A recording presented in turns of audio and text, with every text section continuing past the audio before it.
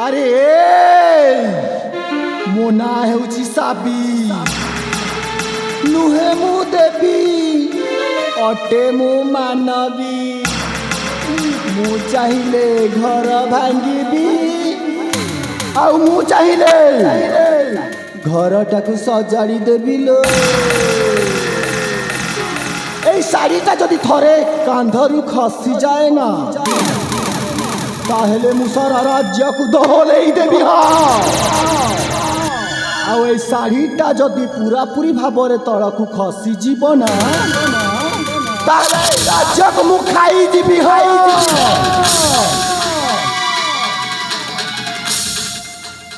ହେଲେ ମୁଁ କ'ଣ କରିବି? ମତେ ଟିକେ ଚିନ୍ତା କରିବାକୁ ପଡ଼ିବ।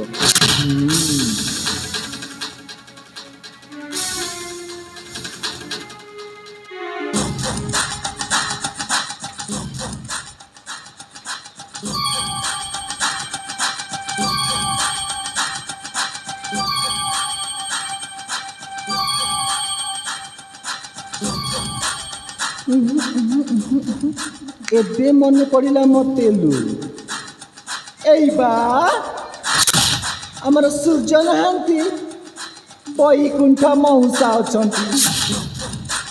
ମଉସାକୁ ଯଦି ଏଇ କଥାଟା ଯଦି ମୁଁ କହିବି ନା, ନିଶ୍ଚୟ ମୋତେ ସାହାଯ୍ୟ କରିବେ।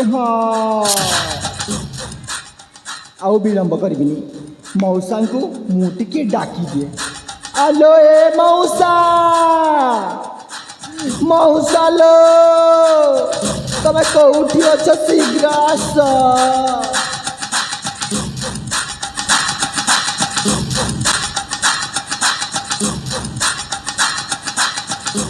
କ'ଣ ହେଲା କିରେ ମଉସା? ମଉସା ମଉସା କ'ଣ ହେଲା?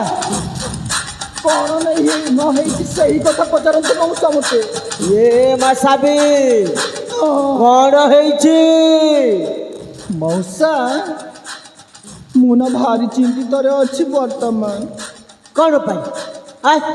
କ'ଣ ପାଇଁ ଚିନ୍ତିତ? ଏ ମଉସା, ହଁ ତମେ ନା ଆଉ ଗୋଟିଏ କଥା ଜାଣିନ ମୋ? କ'ଣ? ପ୍ରକୃତରେ ମୋ ଆମର ଯେଉଁ ରାଜାଙ୍କ ପାଖରେ ମାନିନୀ ନୁହେଁ, ସେଇ ମାନିନୀଟା ତା ନିଜ ଝିଅ ନୁହଁ। ଆଉ କାହା ଝିଅ? ସେଇ ମାନିନୀଟା ହେଉଛି ମୋ ଗର୍ଭରୁ ହେଇଥିବା ଝିଅ। ଆଉ ଯେ ସେ ଶ୍ରାବଣୀ, ସେଇ ଚୋର ଲକ୍ଷଣୀ ଶ୍ରାବଣୀ ହେଉଛି ନିଜ ରାଜାଙ୍କର ଝିଅ। ତାକୁ ମାନିବାକୁ ପଡ଼ିବ। ଏ ମା ଶ୍ରାବଣୀ, ମଉସା, ସେ ଶ୍ରାବଣୀ ଆଉ ମାନିନୀକୁ ତୁ ଅଦଲ ବଦଲ କରିଦେଇଛୁ। ହଁ ବା, ଯେତେବେଳେ ରାଣୀ ମାଙ୍କୁ ଗୋଟିଏ ଝିଅ ସନ୍ତାନ ଜନ୍ମ ହେଇଥିଲା, ସେଇ ସମୟରେ ମୋତେ ମଧ୍ୟ ଗୋଟିଏ ଝିଅ ସନ୍ତାନ ଜନ୍ମ ହେଲା। ମୁଁ ଭାବିଲି ମୁଁ ତ ଗୋଟିଏ ଚାକରାଣୀ, ମୋ ଝିଅ ବି ଚାକରାଣୀ ହେଇଯିବ। ସେଇଥିପାଇଁ ମଉସା ରାଣୀ ମାଙ୍କ ଝିଅ ଜାଗାରେ ମୋ ଝିଅକୁ ଦେଇଦେଲି, ଆଉ ତାଙ୍କର ଝିଅକୁ ମୋ କୋଳକୁ ନେଇ ଆଇଲି। ଅଦଳା ବଦଳା କରିଦେଲି। ମୋ ସାବିବାର କେତେ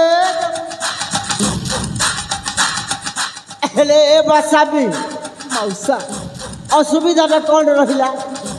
ମଉସା, ଏଇ ଦେଖୁନ, ରାଜା ମୋ ଝିଅକୁ ବାହା ଦେବା ଜାଗାରେ ତା ଝିଅକୁ ବାହା ଦେବାକୁ ଯାଉଛି। କ'ଣ ହେଲା?